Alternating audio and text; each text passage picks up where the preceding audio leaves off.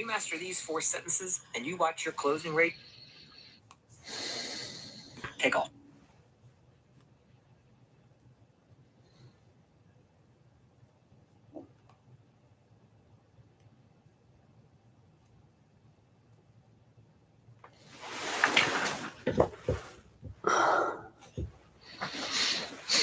All right, welcome. We're live. Got a good one tonight. We are here. So this always brings up a lot of excitement, confusion. The difference between an estimate and a bid and a proposal. We got into that last night, and we're going to break it down a little differently today. We're going to really talk about estimates. So if you're new, welcome. We'll get into estimates. Give me a second to get all the channels set up.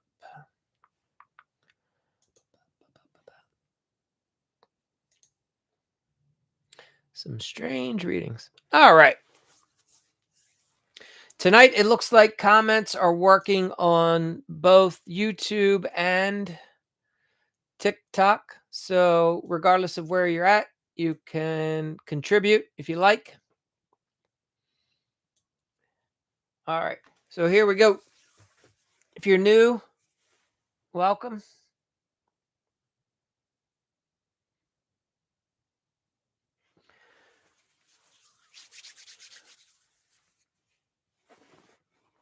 So this is day 08 if you're following in this Remodeler AI challenge that we have going on. So here's the deal. Estimates are not quotes. I don't know how else to say it. You got to price it and you got to protect yourself, right? So what do? You want to learn that you are confused, most likely, as I was, and so is the homeowner. Estimates and bids and proposals are different, right? We talked about that last night. So now we're going to look at how you do an estimate, because it's not a quote and a quote isn't a proposal. All right. So if you don't make this distinction clear to the homeowner from the start, you're setting yourself up for a loss of trust, money, and time. And nobody wants that, right? Hey there, TLC. Welcome. Let me know where you're from, what part of the country you're in. So we're going to talk about what an estimate really is. And we'll get into how you can utilize AI to help you with it. All right. So that you can end the confusion between you and the homeowners. So I'll tell you a quick story. I had once told a homeowner, you're probably looking at something between, I don't know, 50, 70,000 for that kitchen. That's all I said. Fast forward a few months later, and we're now getting into some more details, right? Because we had just had a little talk over the phone. And all of a sudden, when I say, well, now you're probably looking at more like 72 based off of the new information. And they're like, no. You promised me 50. I remember you gave me an estimate. And I was like, well, no, I didn't. I said, it looks like I didn't set the proper expectation. Hi, Saudi man, welcome. And that was on me. So if you've been remodeling for any length of time, maybe the same things happen to you, not setting a proper expectation, not fully understanding how to price and explain. And this can happen when ballparks are thrown out and clients think they're hearing final pricing. Saudi man, let me know what part of the country you're from, right? Homeowners tend to fixate on a number. So when you're giving estimates, you have to make sure that's 2 numbers, because that's what an estimate is. If the homeowner goes, no, I want one price, say, well, then it sounds like you want a bid, a proposal, right? We got into that last night. So right now we're just focusing on the estimate. And why does this matter? It's because right now we're protecting our time and the homeowners. Simon, the realtor, welcome. Homeowners call up contractors because they don't know what they're doing. And they're like, hey, I want an estimate, right? They've watched HGTV all weekend. They're dreaming about that new kitchen, and they think they can do it all for $10,000, right? So then the contractor hears, oh, the homeowner wants a new kitchen, and they race out to their house. Everybody's jumping the gun. The best thing the contractor can do is, whoa, whoa, whoa. So you tell me why you want this new kitchen. Oh, you watch some TV? Okay. But no, seriously, we ask the homeowner and we filter over the phone. That's what estimates are for. You give them a ballpark, a range. You're seeing if you and them are a good fit to work together. If you are, you move forward. Okay. This is how you build trust. It's how you protect your time. It's how you build clarity. And it's how you lay a foundation for a future successful project. If you guys are new, just let me know what part of the country you're from and we'll get going. All right. So let's be clear about what an estimate actually is. An estimate is a rough range, it's non binding. You're not holding me to my estimate, and I'm not holding you to an estimate. Does that make sense? But homeowners like to. They say, well, you gave me an estimate. Well, the best thing you can do is up front, you clarify, here's what an estimate is, Mr. and Mrs. Homeowner. It's a rough range. It's a ballpark. That's all it is. It's not something that we're going to have a contractual agreement to work off of. An estimate is based off of incomplete information. It's only used to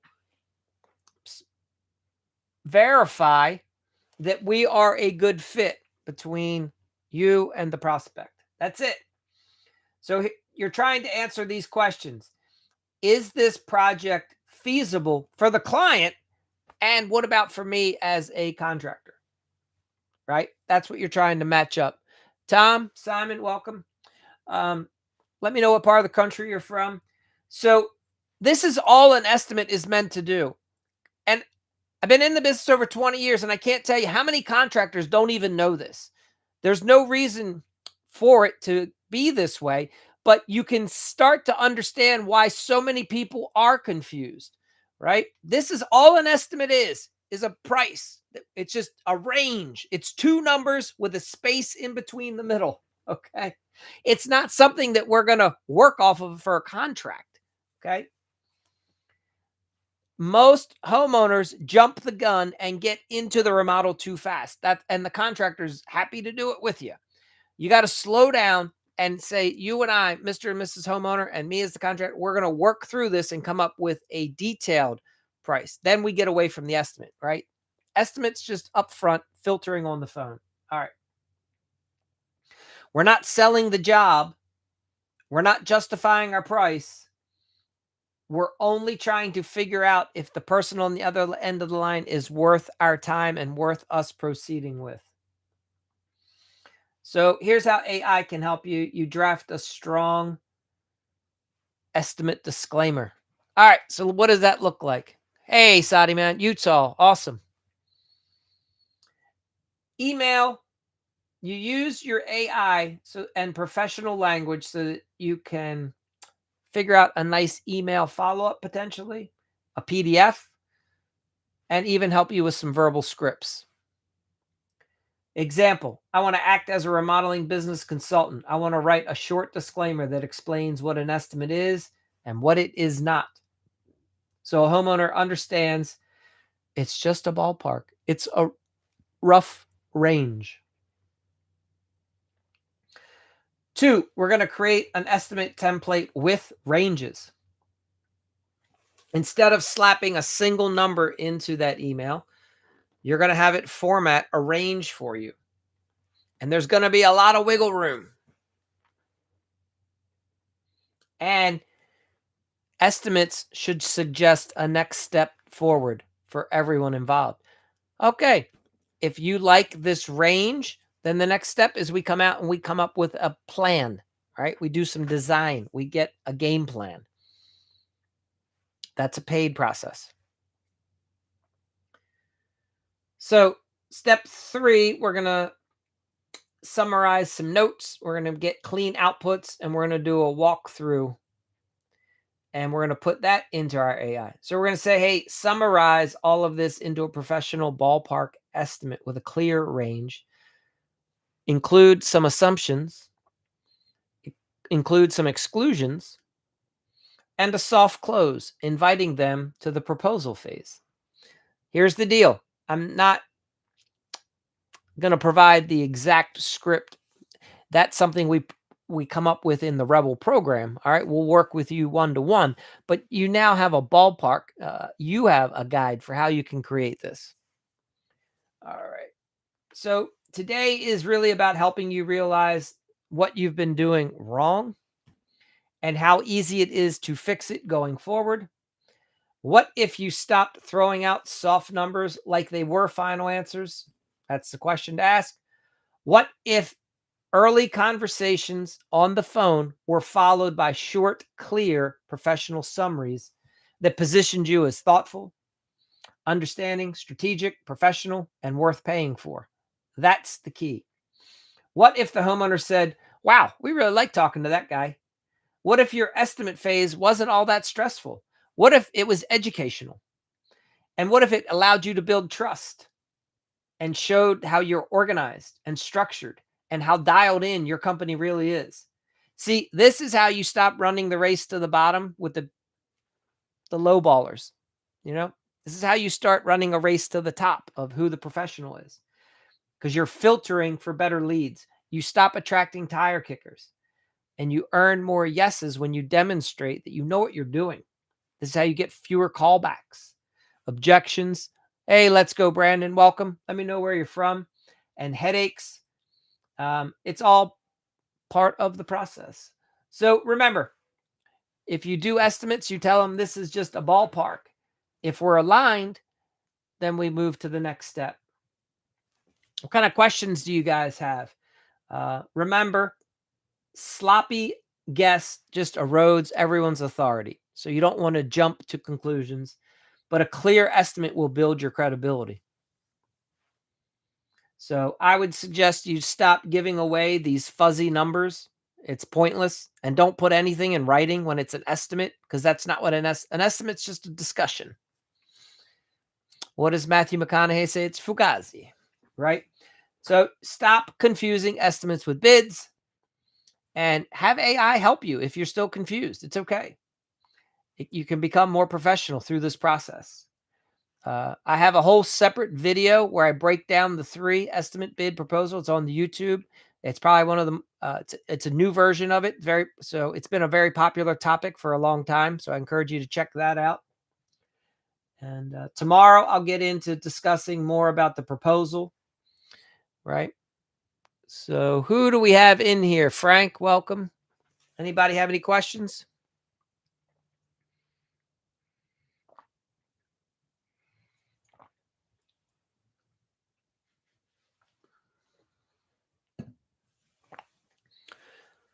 Yep. Friday nights are a little challenging. I probably should do these earlier on Fridays. So tonight might be a shorter one. Frazier, welcome. Just talking about estimates. If you have any questions, basically what I'm sharing with people is an estimate's just a range. It's 2 numbers with a big gap in the middle. You don't work off of estimates. There shouldn't be a contract based off of an estimate. If you do, you've missed. Hey there, B Price. Welcome. This, you might find this helpful. I think you were talking estimates and how they should be used as a ballpark range, right? You don't go right to a contract. So tell me, how are things today? What's happening? We've just started here. So, and Friday nights tend to be a little different. A lot of people, it's been a long week. So what's happening? Miguel, welcome. Miguel, let us know where you're from. B Price, you're down in Virginia, I believe. I think that's what you told me. What, I don't know if I asked you for clarification. What part of Virginia are you in? Alex, like, are you in the rural area or? Miguel, Tennessee. Awesome. Okay. Miguel, tell us what's your specialty? What kind of, what niche work do you do in the remodeling space?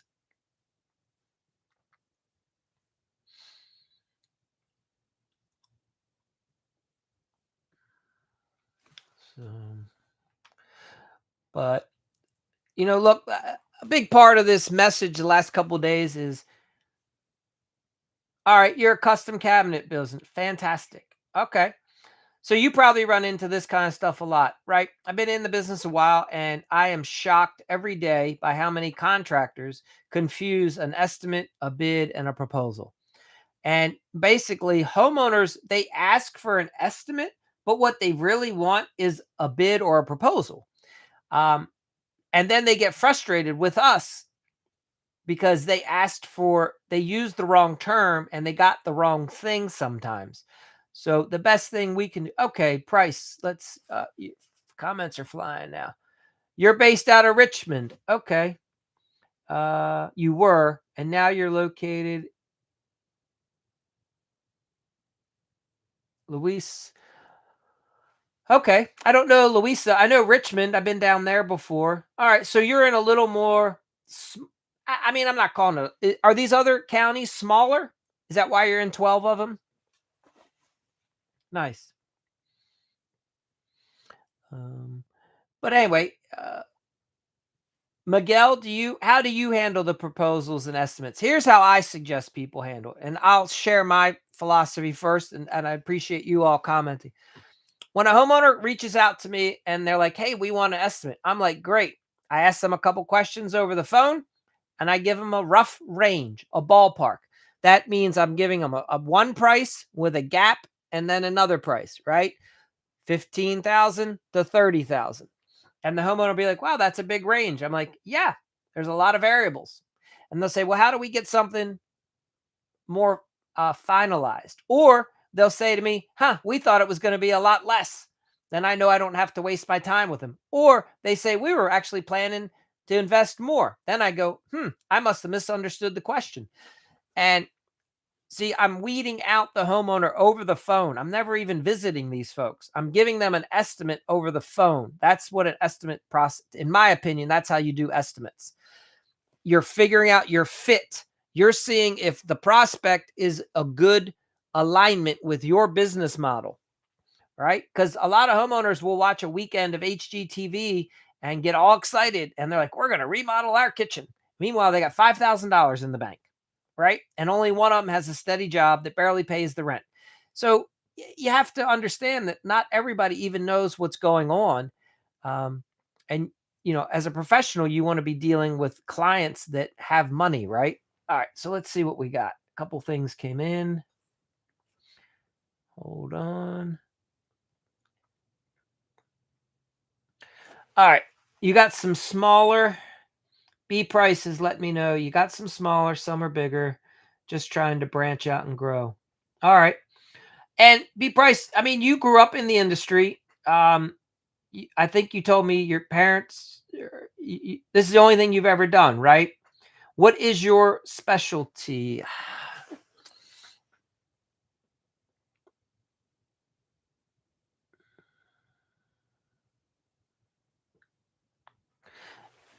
Miguel, how do you handle design work?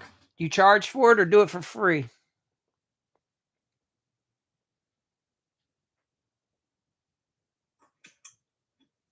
What's up, man?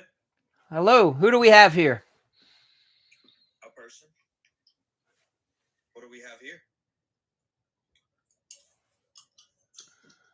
Thank you for the follow. Appreciate it. What's up, man? All right. Found him, chat. Are we gonna chat or? Nah, I think I hit the wrong person, Ken, man. If you can hop off, that would be perfect. Oh, you don't know how to leave. That's embarrassing. Yeah, it is. Oof. Hold on. We'll just let you sit on that for a minute. Yeah. Yeah. Nothing else. Just hoping you'd help me out. That's all. But that's all right. You can be that way. Hope you have a good day. Thank you, sir. All right. A lot of buttons here. All right. Miguel, you met with the customer contractor and hear them out based on what they want. From there, you do a quote. Okay. Very good.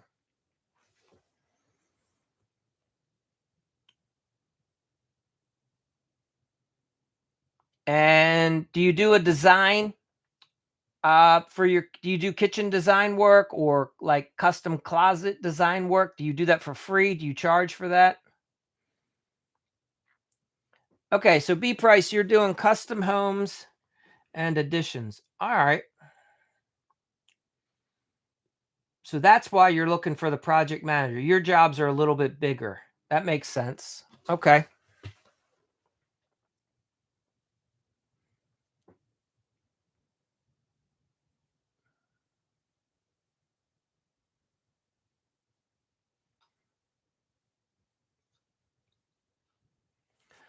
Okay. So Miguel, you do free design. Okay.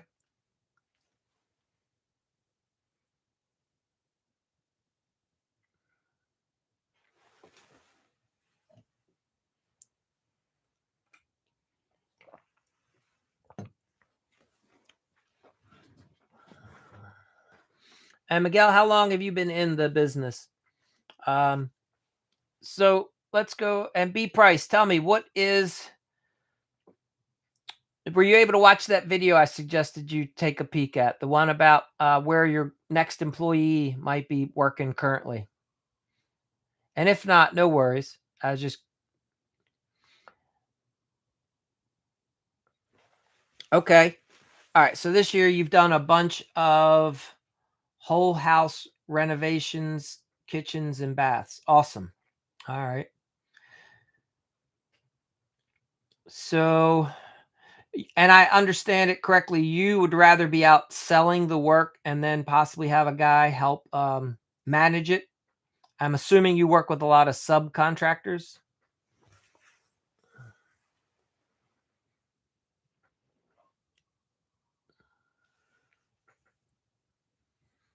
Yeah, no worries.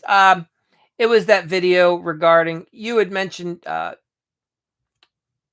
trying to hire a project manager. That's all right. I didn't want to rerun like if you've already watched that video, I didn't want to have to go back over some of the stuff. But if you haven't, that's cool. I can share some of what might have been in there. All right.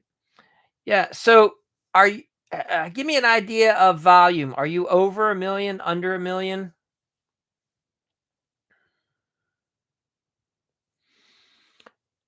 Miguel, did I lose you?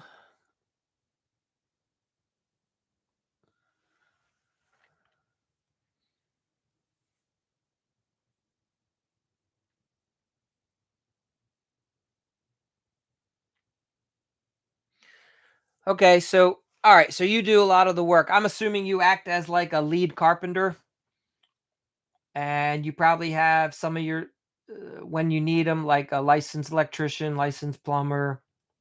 Is that sort of how you work?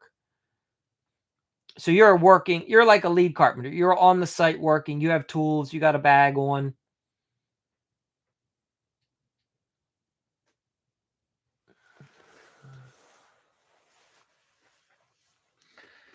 Yeah. Would you rather stay in the field or would you rather like pull back and start operating the business going forward? Yeah, moving to a new market, that makes sense. Could be slower. Yeah, you got to get yourself established for sure. And what prompted the move? How come you moved out of the Richmond market?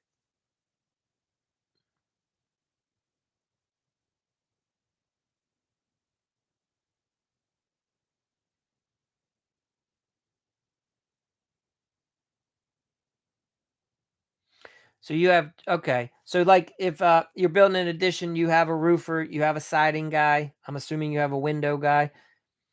Okay.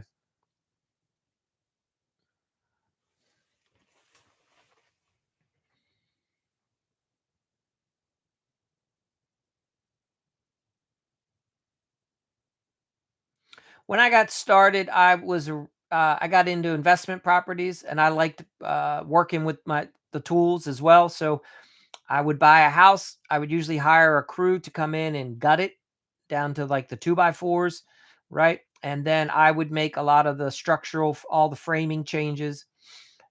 Then I would hire someone to do the insulation, right? I would hire the plumber, electrician, HVAC to run all the mechanicals. And I would usually hire sheetrock guys to come in, hang, finish, sand.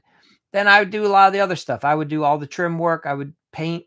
I would install all the cabinetry, all the finish work, you know, all the fixtures. The plumber would come back and set toilets and faucets, but all the hardwares. I would consider myself like a lead carpenter. I would do all the tile work. I would do all the flooring, and then I wanted to start doing 2 or 3 projects at a time. So then I got away. I started just managing. What's your goal? Like, do you want to keep working in the job on the jobs, or do you want to start? If you have subs, what's keeping you from having them do the work so that you can manage? Yeah, trim work's nice. I hear that 100%. Yeah. Yeah, and you can put like, a nice spin, a nice detail, do like, I got you.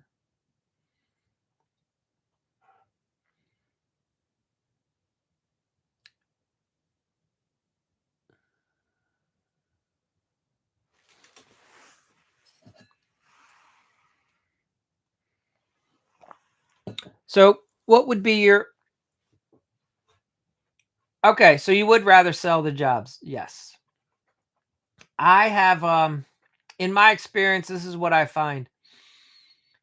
You will be able to make more money if you are capable of selling work than you probably ever could installing the trim.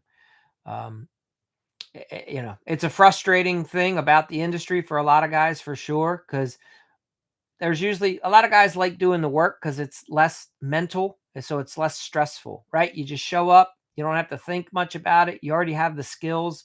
If you have a good miter saw and you know how to measure and you have a nice nail gun, it's pretty easy to run trim, right? Once you've done it a few times.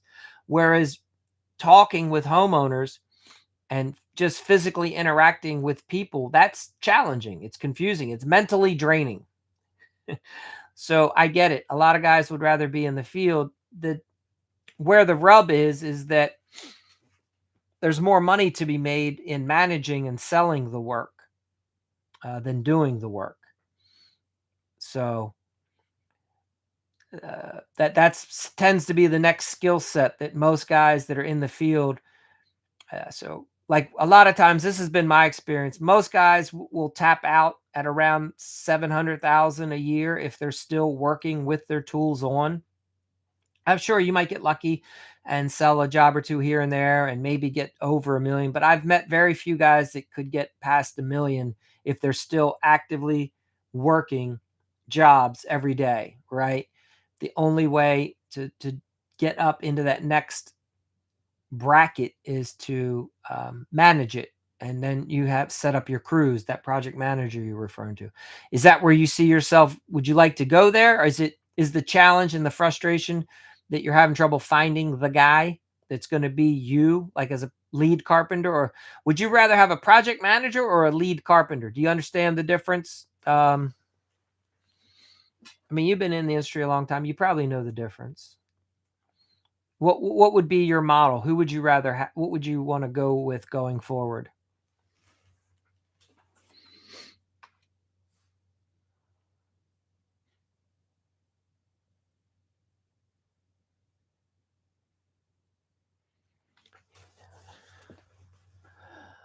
Okay, let me ask you this. All right, you would find a project manager. So are you guys I guess you're doing over 1 million a year if you want just the project manager, because you'd have to have enough work for the project manager to keep them busy. All right. Help me understand why you would like an estimator. Do you just not like coming up with the price? Have you looked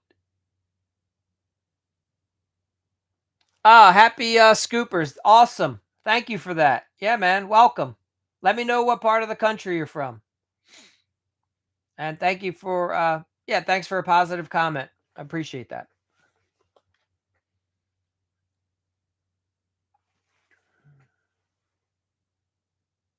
Oklahoma.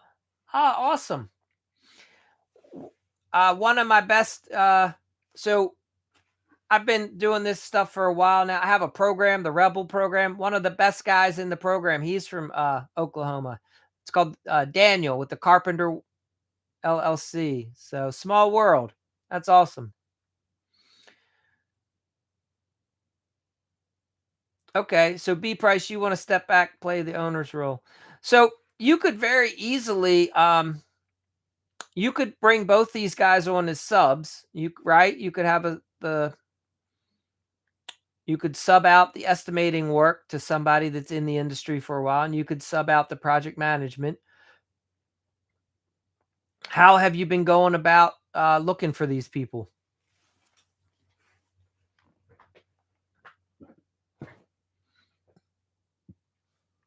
And happy scoopers, let me know what it is you do.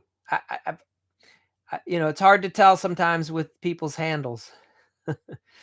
Are you in the remodeling space? What's your niche?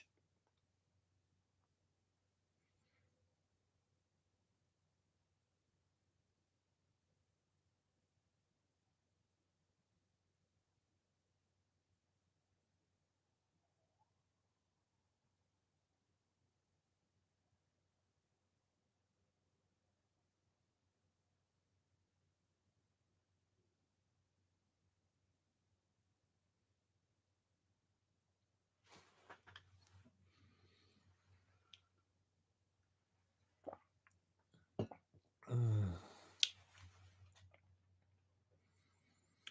so, um, and B Price, have you been putting aside? Okay, other people in commercial work have referred.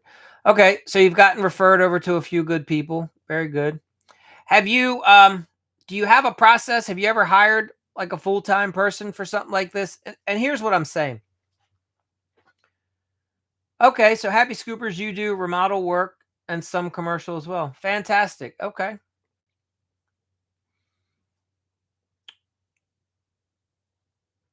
Yeah, my background was primarily residential, very little commercial. Sometimes, like somebody at a coffee shop would want some cabinetry built, or a restaurant would want a bar work.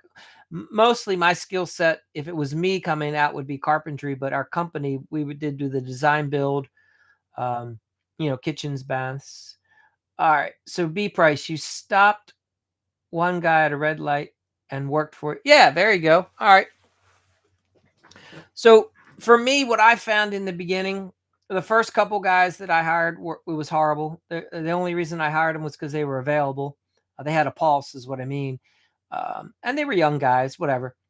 So when I realized I wanted to grow, I recognized I needed talent, and I finally went after like trained carpenters. And believe it or not, I was young; I was in my 20s, so these guys I was hiring were older than me. And okay, so I had to go hire like somebody that had a lot more experience in the industry because I didn't want to spend 3 years training them. I needed to have somebody that I could hand the reins over to. And so I ran a lead carpenter model. All right. A little bit different than what you're doing, but it still works. And here, follow me for just a minute. So my guy would basically be the carpenter on site, but he was responsible for all the scheduling, ordering all the materials, getting all the subs in. The only thing he wouldn't do is permits. We would take care of getting the permits for him, and that's about it. So once we found one really good lead carpenter, the first one I hired was not good. I had to fire him after a few months, but the next one, he worked out so well that he helped me find two or three more people just like him, and that's when we really grew. So I say all this to say, most likely, if you can just find that one good project manager, um, a lot will change for you as soon as you bring him in. So we have to look at your process, right?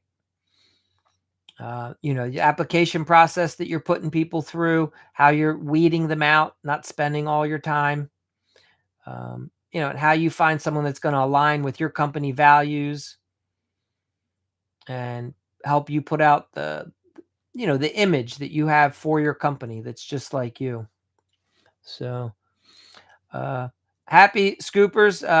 If you got any questions, let me know. I've been talking a lot about estimates the last few days and the difference between estimates, bids, and proposals.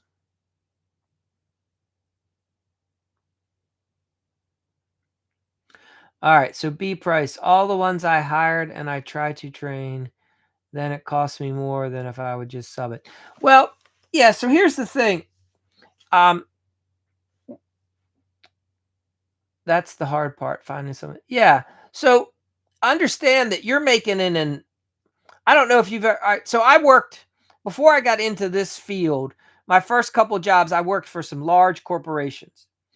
And the corporation, let's just say, I mean, this is over 20 years ago. Let's say they were going to start me with a $75,000 a year salary. The training that it was going to take to get me up to speed to work for that company was often at least equal to my salary or double that the company would invest. I had my first job, I spent weeks at their corporate headquarters. They put us up in comfort stay suites. We were up there for a month getting trained every day. 2 weeks were spent in a classroom, role playing, learning all about the business. 2 weeks were then spent like fumbling around out in the field in the real world. You know, all so what I'm getting at is, yeah, when you bring somebody on, your first person, it's definitely going to be an investment on your part. But that's why it's important to find the right person, somebody that will stick with you. That first year is tough, but if you invest a few months in training them, that you'll get that reward down the road. And hear me when I say this. I think a lot of guys expect to just bring somebody on and have them roll. And I'm not saying you might not be able to find that, but I would say my intention or the way I go about the process is to say, no, I'm going to look for somebody I'm willing to invest in. I want to find a long term fit, right? And we still offered temporary employment for the first like at least 90 days to 6 months, um, to make sure that all of this training, we wanted to make sure that the person was going to be a good fit long term. And sometimes anyone can put on a good show for the first couple weeks, but they can't use their true colors will come out after at least about a month or 6 weeks. So that's been my experience. Because as you're hiring higher up the food chain, it does take more due diligence, right? Because you don't want to get burned. Everyone's going to tell you they can do the job, but it's can they do it the way you want them to? So I definitely hear what you're saying.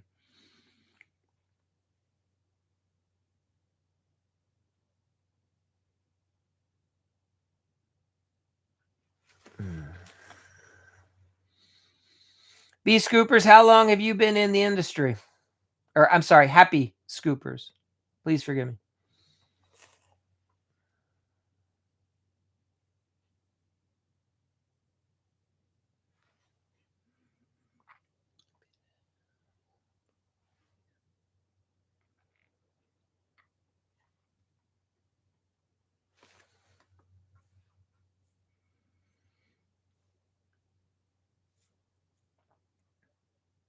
Ah, all right. So you know what you're doing. This isn't your first day. Very cool. Yeah. No, 100%. Yep. Yeah, as long as you have a process, hopefully you have like a application process you put people through. Okay, so you do foundations through. Nice. You Happy Scopers, you have people in the family that work for you or just local guys in the community? So, B Price, one of the best things I did was I put together an application process. Actually, now I have it all on a it's a web app, right? And if somebody's interested in working for me, I put out a posting, they have to fill out the application. And literally, just in watching how timely they are in filling out applications, getting that process done, I can usually filter out people right then and there, right? Because if a guy can't properly fill out an application online, he's not going to be able to hand in paperwork for me. So, you know what I'm saying? Little things like that. So, hopefully, you have a process like that to help you. All right. So, your son and you run the construction company, and we just.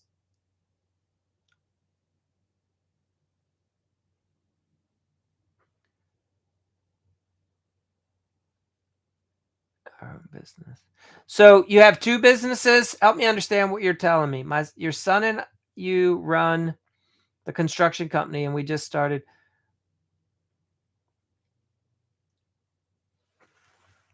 November 24th. All right, so that's like not even a week ago.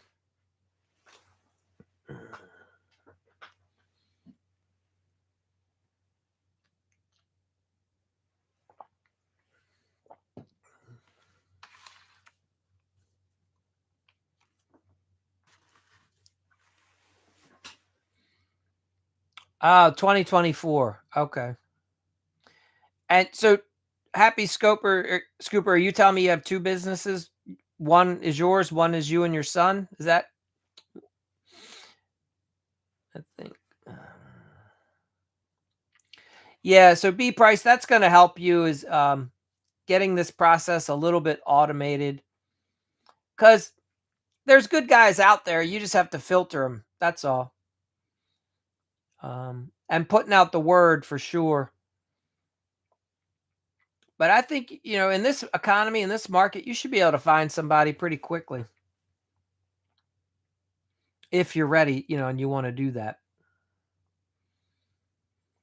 I would say it's probably going to take you at least a month to probably vet them, maybe give or take. So, once they actually get the application in and you have an initial phone call, then you set up possibly to meet. I would recommend you have like 3 meetings for a position that I'm assuming you're going to offer. If you're bringing on as a full-time employee, if you're going to just use them as a subcontractor, you can obviously do a little less.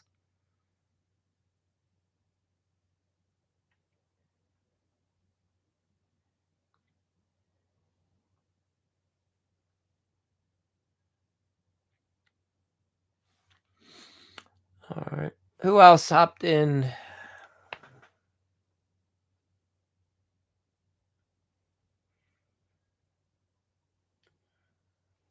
Any Happy Scoopers, do you having any struggles with estimating, or is everything going, are you finding the economy to be real good where you are right now?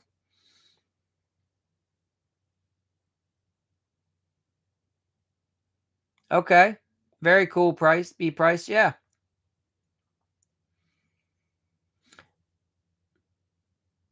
A lot of times you'll have to try it like 7 times to make it if you know that's the direction you want to go.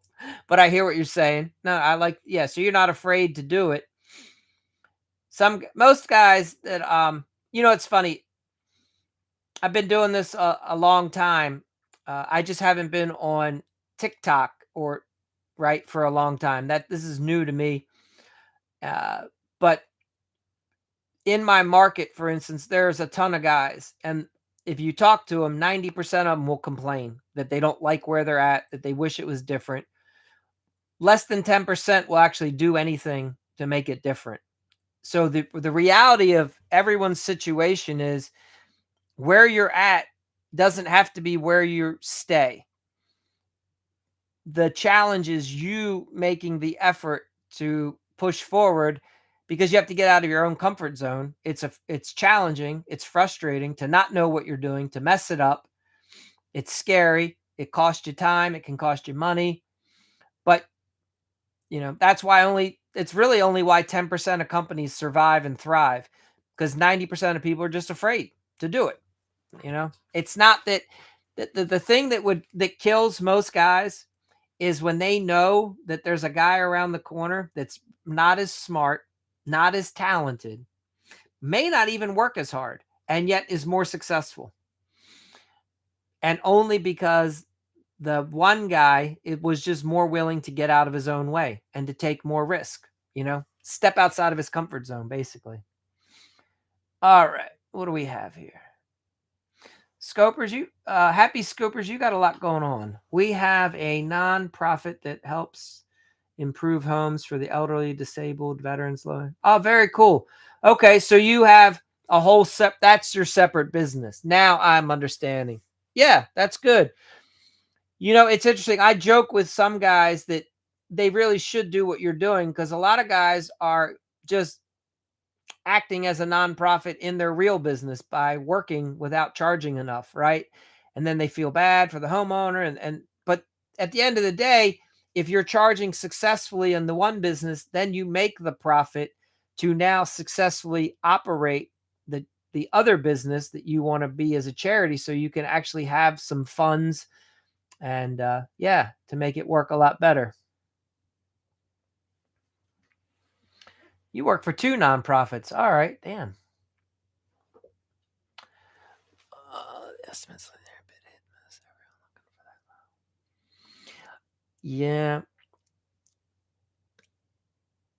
I I do hear what you're saying. I would offer a slightly different take on it. Uh, Everybody wants to pay less until they understand what paying less really gets them. And then most people don't. Like, I'll give you an example. Let's say I've been looking to get another phone, right? Because when I'm doing a lot of these lives, my phone is tied up, and I would like to have a second phone. I like iPhones, right? So if I want to go buy another iPhone, it's going to be over $1,000. I can buy a used one, but what am I really going to get? It's going to be stolen. It's going to be the screen's cracked if I want it cheap, right? But if I want a nice one, the only way to go do that typically is to buy it new. You see what I'm saying? And homeowners get confused. They think that that cheap guy is going to give them the same thing that you as a professional is. And it's not the case. The cheap guy, it's going to be nothing but disappointment and regret for that homeowner. But they're confused, right? And a lot of time we just have to educate them, like, you really don't want the stolen iPhone. It's never going to work the way you wanted it to work. You won't be able to register it. The iCloud will never work. The only thing it'll do basically is take pictures. You've done, when you say 63 homes, are, help me understand what that means.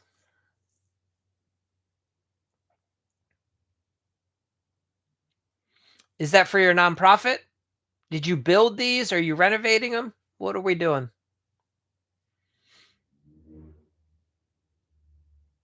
Yeah, the nonprofit. Are you getting funding from your state or from the federal government? Where's all this money coming from? How do you build? I mean, did you build 63 homes or did you renovate?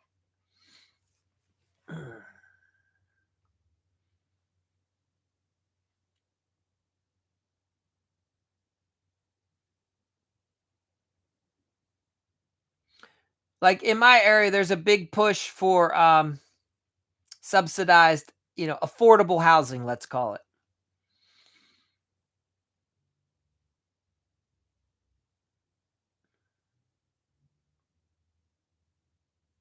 Yeah. Yeah, I don't, so B price, I that's perfect. Yeah, you want to be the premier brand in your marketplace, in my opinion. If you're licensed, if you're insured, and if you're experienced, you have to separate yourself from the guy who bought a pickup truck and went to the local big box store and has $1,000 of tools but hardly any experience. I mean, I can't tell you the amount of projects I've walked onto and I'm like, how come the guy's using drywall screws to do the framing? Like, what's going on here, right? And why are they putting, this that way, right? I mean, you see it all day long. Backwards construction. The guy knows how to fasten a, sheetrock, but it's all wrong. What I mean is they can make it stick to the wall, but none of it was installed properly. Homeowners need to be aware of that. Um, Okay, so you're doing renovation, 63 renovate okay, so you're doing projects for the homeowner, new roof, new windows, new floors. Okay. Oh, very cool. Well, you have a passion for it. That's awesome. And yeah, man, keep being that beacon of light in the community. That's awesome.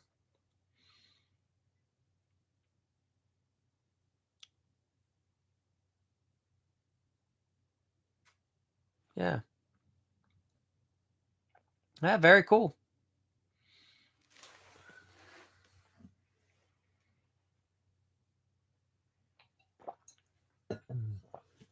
All right.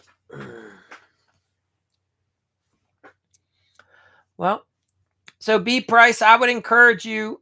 Um, I've got a whole thing. I've done a whole video on how you can find those good employees. I can tell you this right now. Your next project manager is most likely working for probably one of your competitors or in an industry that they have back. Maybe they grew up in construction, but right now maybe they're a project manager for another. Maybe they do project managing for software development, right? And maybe they want to get back into the construction field. So what I'm saying is most likely your next employee is already working. You have to figure out how to find them and bring them over to your team away from either the competition or the other industry that they're in.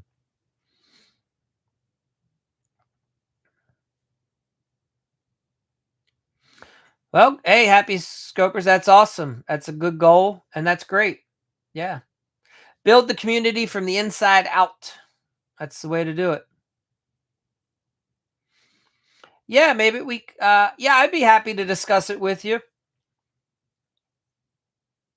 Are you following my channel? Let me see.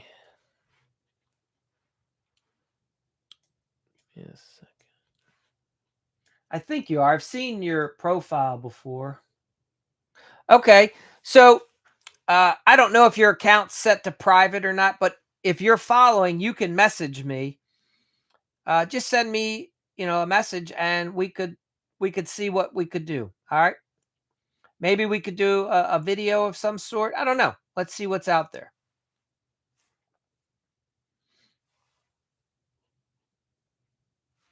Maybe we'll try to figure out. I mean, if you're trying to get the word out about what you're doing, I mean, I'm not sure what your angle is, what you're trying to, but we could look into some different things.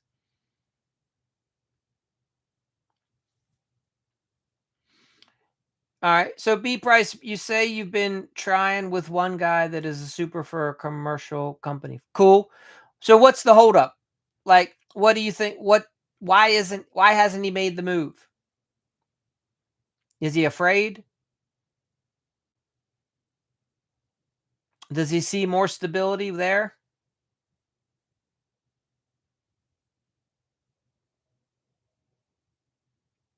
Yeah. Yeah. So it sounds like that guy might have to get thrown out of the pool. Like he's not your guy. He likes where he's at. Thank you, happy scopers. Yeah, send them. Perfect. Yeah. So, B price, no harm, no foul. Like move on from that guy. You know? You what I'm saying is like my best lead carpenters, I didn't have to twist their arm. They knew what they were looking for. They wanted to work for a remodeling company. They wanted to work for an owner that was going to give them a lot more respect, to be straight with you. A lot of owners, are a little beat up, a lot of their guys. And the guys that I was hiring were like, look, we would love to come work for you. Let us do what we do best, right? Provide us with amazing projects that we can really work well and everything will be fine. Right. I had to get out of their way, is basically what I'm saying. So it takes a little while, but once you provide the right foundation and then you can foster success for your guy that you're bringing on board, guys will want to work for you. Yeah. Yeah. So he likes the commercial space. Like, which is cool. Like I said, he's not your guy. You want to find a guy that wants to be in residential remodeling and likes working with homeowners and wants to be part of the community. You know, it might be a guy that has tried his own business a few years ago and was struggling because he recognized it's hard to wear all the hats and decides he just like most guys would rather just work out in the field and they'd rather work for someone because it doesn't force you to grow as much. So they'd rather come work for you if you can provide them with steady income and if you can help make them look good.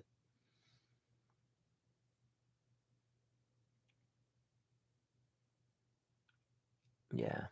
Yeah, so and you probably heard me allude to this earlier. I'm not saying you can't get there, but most likely you won't be able to sustain it. You're at a point where physically the capabilities for what you we all have 24 hours in a day. We all have the same amount of days in a week, a month, a year. You could only do so much, B Price, and that's why you're in no man's land right now. It's the worst place to be. Typically, it's like 750,000, maybe 1.2 million. Eh, Most guys, if they don't break over that hump, they retreat and they go back and they get smaller because it was so frustrating. It was so demoralizing and tiring and struggling to be stuck there. Right now, hear me when I say this. The good news is the skill set that you had that allowed you to start your own business, awesome. You'll never lose that. But that skill set has only let you take your business to where it's been or where it's at. If you want the business to go to the next level, you have to acquire that skill set. It's like playing a video game and you want to unlock the next level. Have you ever struggled and been stuck at one level for so long and then finally somebody gives you the cheat code and you're like, crap, that was easy. If I would have known that cheat code a year ago, I could have been at the next level. Business is the same way. You have to uncover the cheat code, which is in this game, the game of running a business is your skill set. You bring on the next skill set, you get to the next level, and then you're like, damn, this was easy. But you can't get to the next level till you learn the skill set. And in our world, it's usually business acumen, right? It's business tactics, strategy. That's what's keeping you to get, you know how to do the work, but the work of running the remodeling business. So I talk about every guy knows how to swing a hammer on the field. Where you're at right now, it sounds like we want to help you swing the business. So do some just think back on what skills you might be struggling with that you probably need to add to your business tool belt so you can get up over that hump. And every level unlocks a new skill set, right?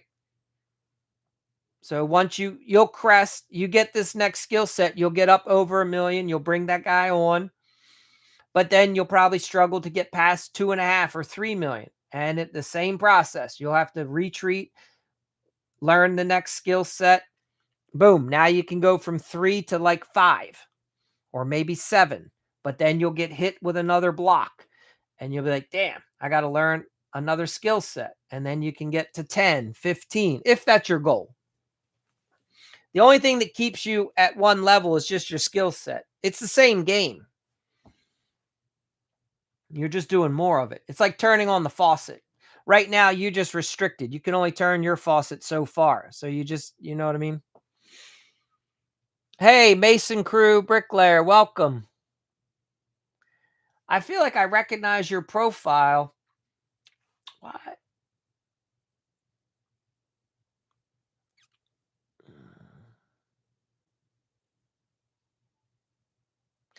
Exactly, B Price. It's just, yeah, you just have to, that's all it is. I mean, I'm not minimizing where you're at and the struggle is real. Please hear me. And it takes dedication. It's a grind. Like you have to just show up. But what I'm saying is understand that that level that you want to get to, you're the only one that's keeping you from getting there. It's not the environment, it's not your community, it's not the homeowners, it's not the competition. It's just you not knowing the skills to get to the next level. It's the same for me, right? I'm working on growing this business of mine that I do now, that I've been doing it for like 10 years, and I want to expand it. And I have to learn more skills to expand my business. Everybody in the world has the same issues. They can only go as far as their skill set. Some people have partners, right? And then one partner might have a skill set and it allows the team to go a little farther. But even those two partners reach a level where then they have to get their skills. All right.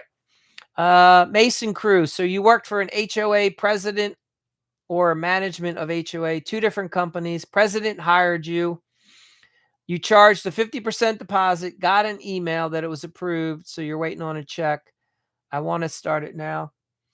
Uh, I mean, a 50% deposit's awesome. Good for you. Yeah, I mean,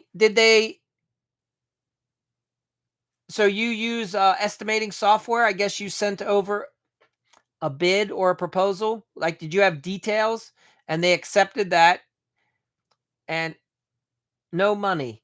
So what is your relationship with this person? Um, I think what you're telling me is it's the HOA is hiring you. So you've been talking to the HOA president and you're going to work for the HOA. Yeah, so that can take time. I, I wouldn't beat them up, but I would follow up with them. I mean, nothing wrong with trying to call them. Yeah, first time working for 'em. So I'm assuming, look, some HOAs pay the person that runs it, and a lot of them are volunteers. So do you know how is this person being paid to do this job as the president of the HOA, or are they a volunteer? You want to start and keep work. Yeah, sure. We want to be busy. I get you. Yeah.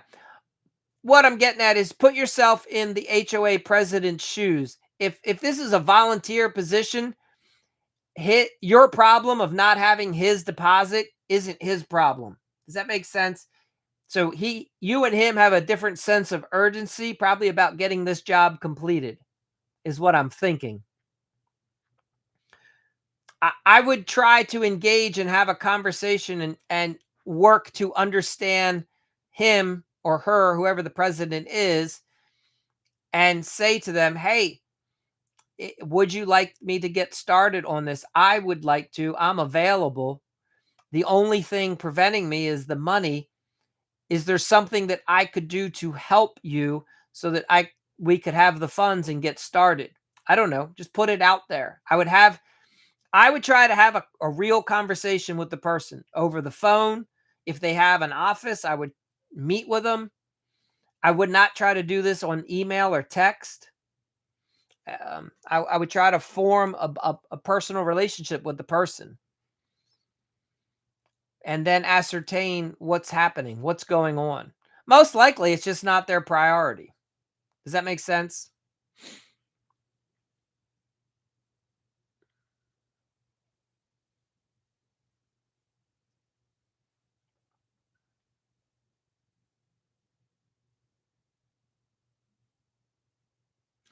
I don't know. I don't know if that's up to you, brother. I wouldn't start without the money, but that's your call. Because to me, you're funding everything. That means you're buying the materials, unless the materials are just already there and they're just waiting. I, I mean, to me, if you're getting a 50% deposit, I'm assuming that's to help you go buy the materials. But maybe I'm incorrect. Maybe that's just for your labor. I, but I wouldn't start it till I have the money. You're setting yourself up to never get paid. That's all I'm saying. Things could go sideways. They could change their mind. They could be bankrupt. They could be in the middle of a lawsuit. We don't know any of this stuff. And you could end up working there for a week and then finding out you're never going to get paid. Or you wait till you get the funds, then you get started. That would be my suggestion. But I know it's challenging. Like if this is your first job, you really want to get on it and get started. But be careful. Um, you know, sometimes we're our own worst enemy and we put ourselves in really bad situations and we have no one to blame but ourselves. That's all I'm saying. Hopefully everything's going to work out fine for you.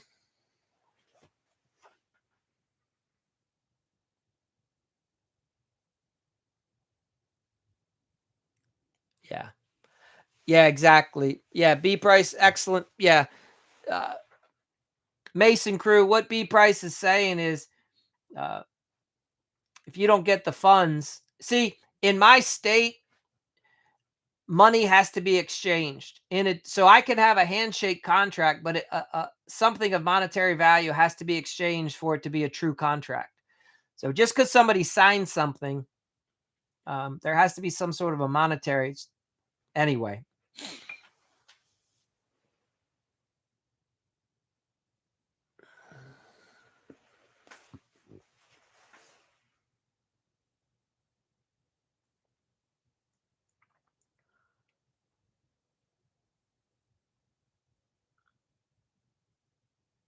All right. Yeah.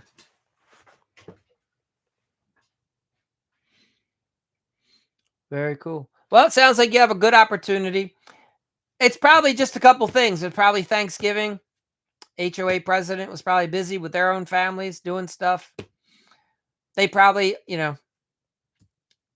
that's all. It's just probably not a priority. Like, I don't know. So hopefully you'll get it worked out. All right. All right, fellas. Real good having you guys here. Appreciate you hopping on.